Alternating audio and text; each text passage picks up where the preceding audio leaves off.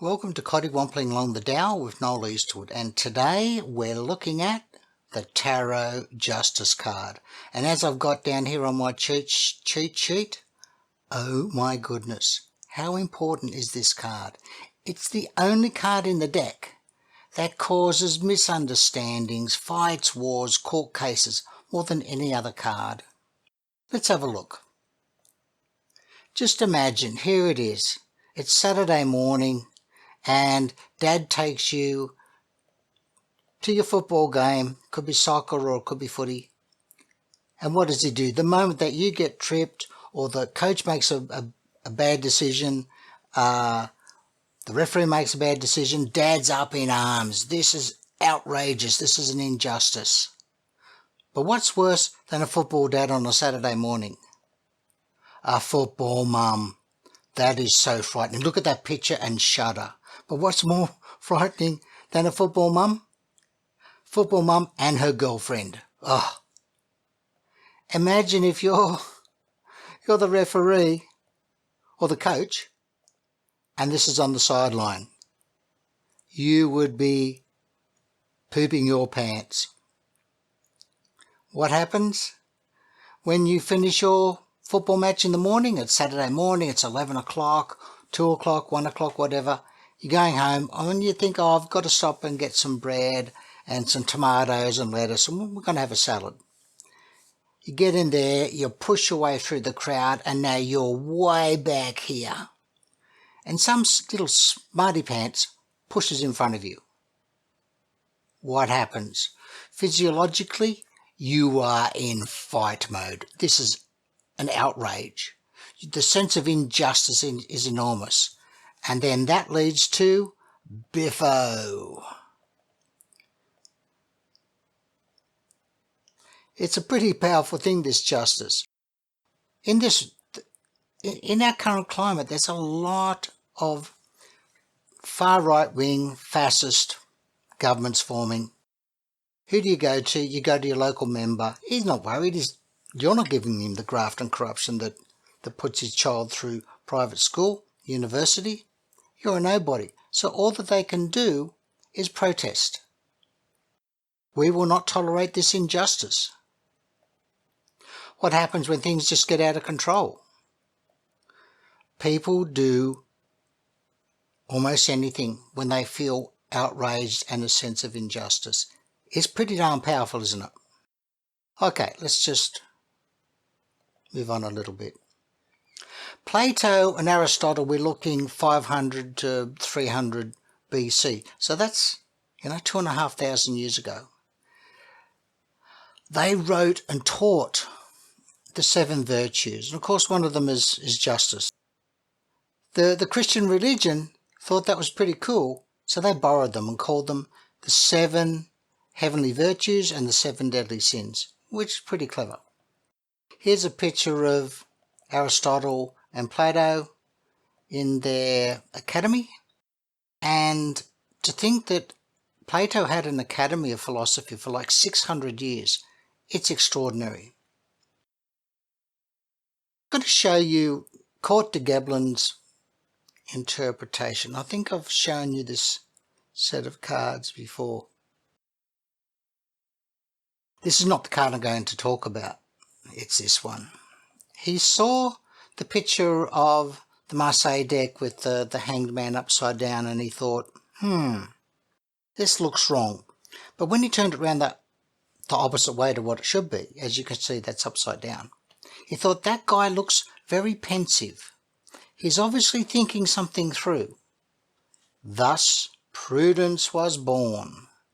So this is the prudence card from the Atsrea deck. We don't have prudence in our modern tarot, but Atrea's deck, I think the 18th century, he came after Court de Geblin.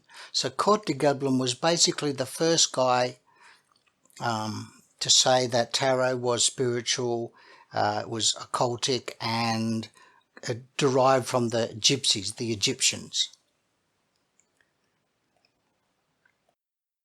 So where does all this Egyptian stuff come from? Well, it comes from the Bible.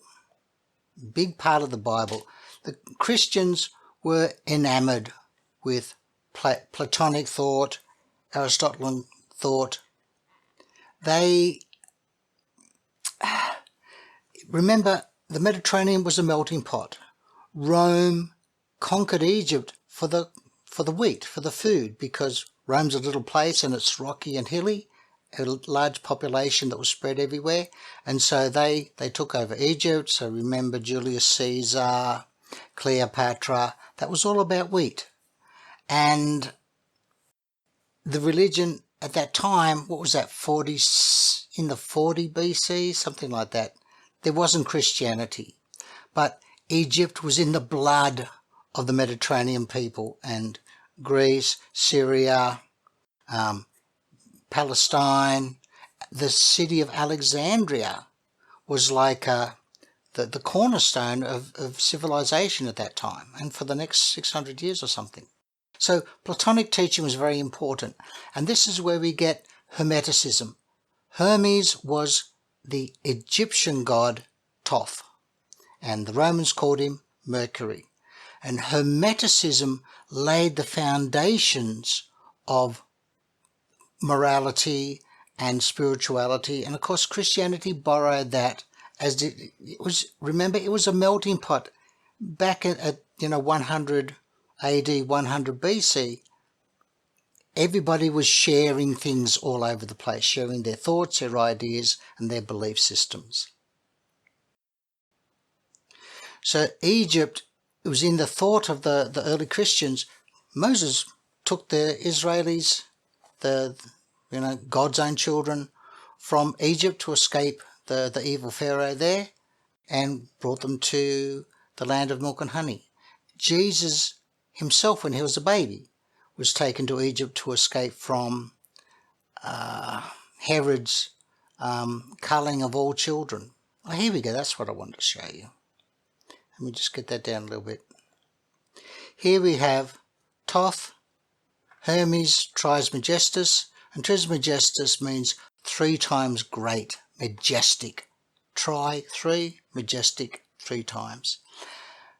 But they're all the same god, only different labels. Mercury for the Romans, Hermes for the Greeks, and Thoth for the Egyptians. So even though Crowley had the Thoth deck and worshipped Thoth, Thoth was not evil. Don't ever think that Thoth was evil or the Thoth deck is evil. It's got nothing to do with that. It's just part of the 3.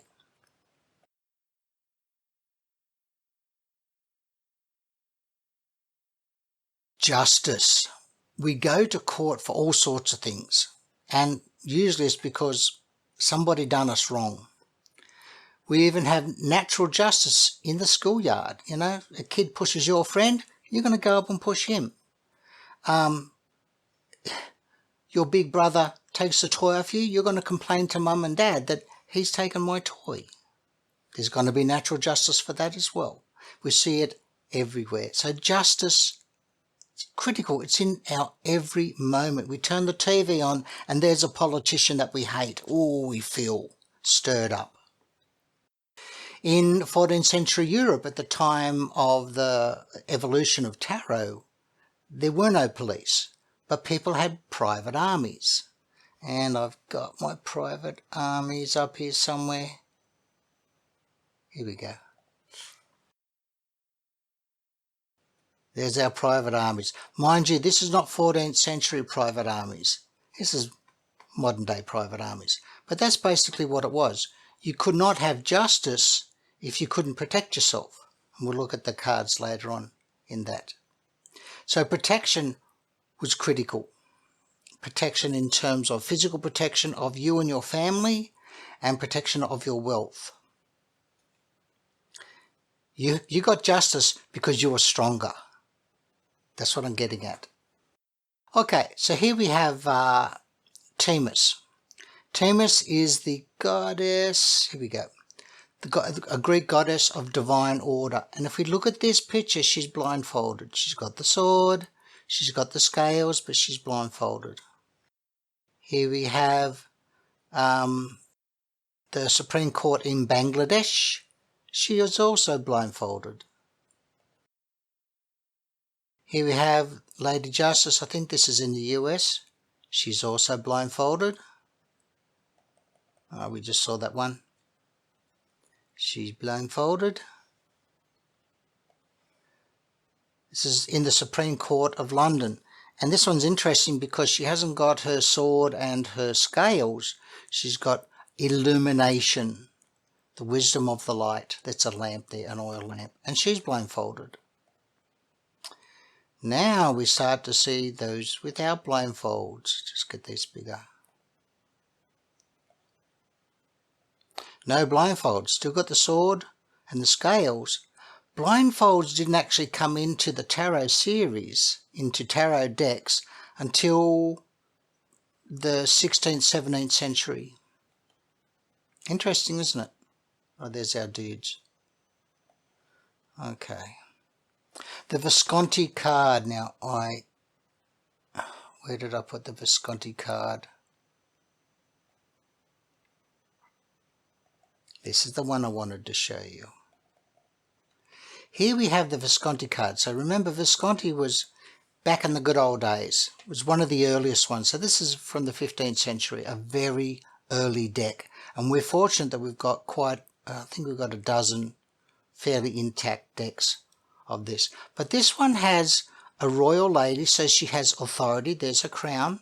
She appears to be sitting at a dais. She's got the sword of justice and the scales there of justice.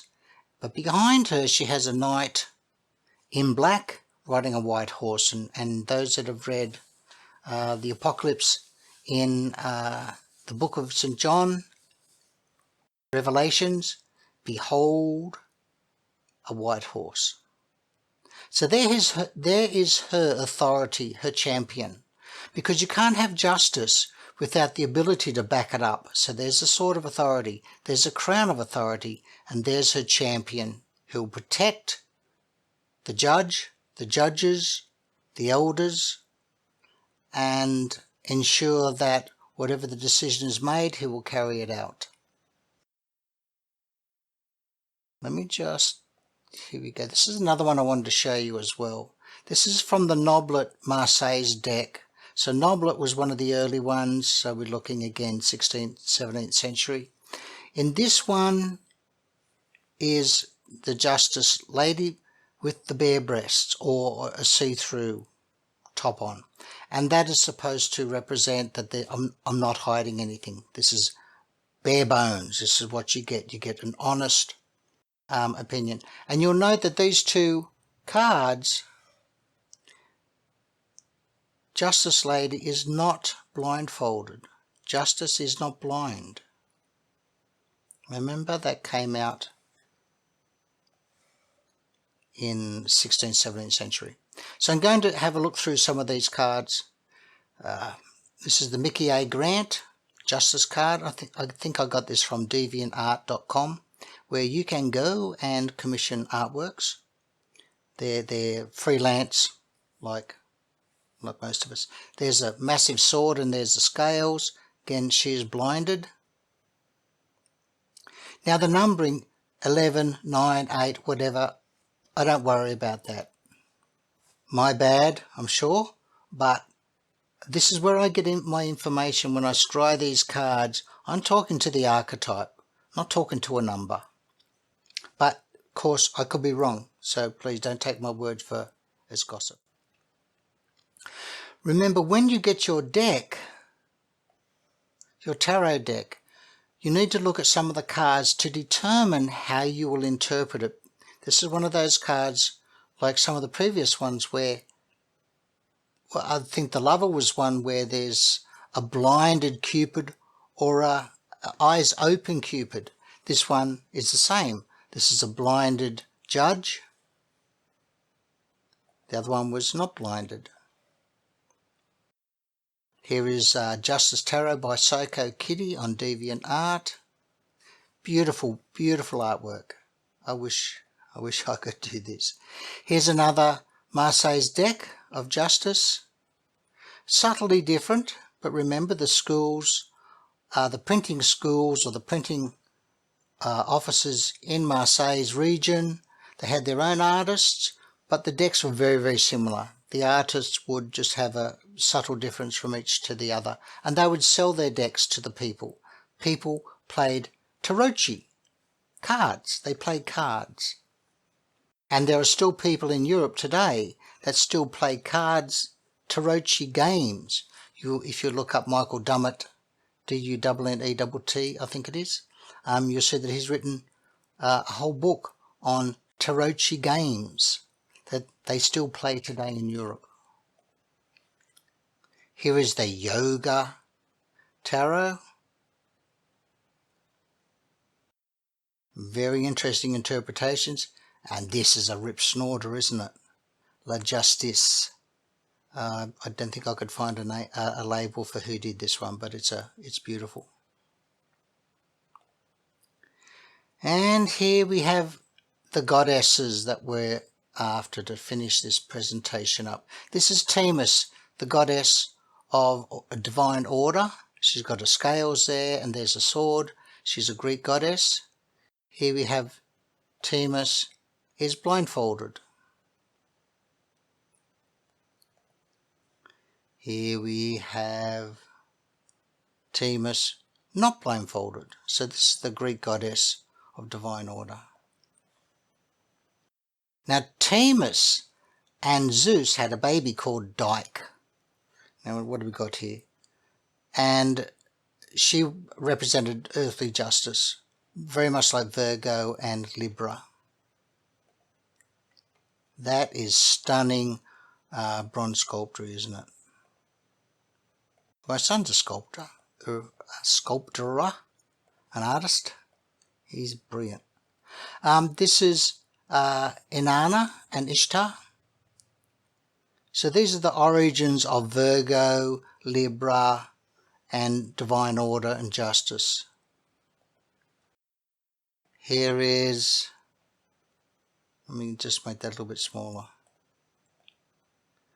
Here is Maat, the Greek god of truth and justice, and Maat would weigh the souls or the deceased's heart against a feather to see if they are worthy of entering heaven. I can't read hieroglyphics, so I don't know what's actually on that picture, but it looks like it's a nice picture. Okay, here is the Libra. Much the same, isn't it? Nothing to see there. It's exactly the same. She is blinded, but some Librans are not blinded. Here we have Virgo. And interestingly, Scorpio, Libra, and Virgo a little bit squashed together, and between Virgo and Scorpio is the little Libra, but we've expanded, and astrologers over the 2,000 years have agreed that Libra deserves her place in our astrology system. So there's Virgo, ruled by Mercury. There's the sheath, and she's obviously an angel in this one. And, oh, what have I got? So, today's legal system, so when we draw the justice card, you need to think to yourself, how am I going to interpret that? What do I want my psyche to reach out and draw that card in these circumstances in relation to the querent's question or to my own questions? I read it as positive. There's going to be legal stuff or rules, law and order, but I see it as a more positive one. But then sometimes I'd like to draw a second card or a third card, because I'll go, okay, see this card here, psyche? What does it mean? Give me more information, so I'll draw another card and perhaps a third card to give me the bigger picture.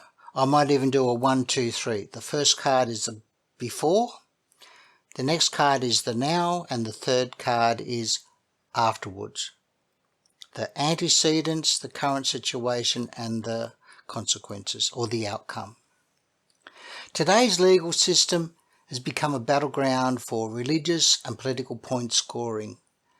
JP Morgan is if you've watched the Men Who Made America documentary, J.P. Morgan went to Westinghouse, who was the benefactor for Nikola Tesla and Nikola Tesla's patents. J.P. Morgan said to Westinghouse, he said, "Give me those patents. I'll buy them off you for a discounted price. Give me those patents. Otherwise, I'll take you to court forever and I'll bankrupt you through the courts." J.P. Morgan's wealth at that time was immeasurable. Westinghouse was just a little guy in a little factory, but he had Tesla's patents. He had Tesla there as well. And Westinghouse, God love him, realized that he was up against between a rock and a hard place, and he said, handed them over. Mind you, he then went on to develop the appliances, refrigerators, washing machines, kettles, etc., to run on the AC, DC electrical system that Nestle developed. Justice is not a given. If you've worked in the legal system, if you know much about the legal system, you'll probably know that if you've got the money, you can buy the best team. If you don't have any money, you're probably not going to get the justice that you deserve.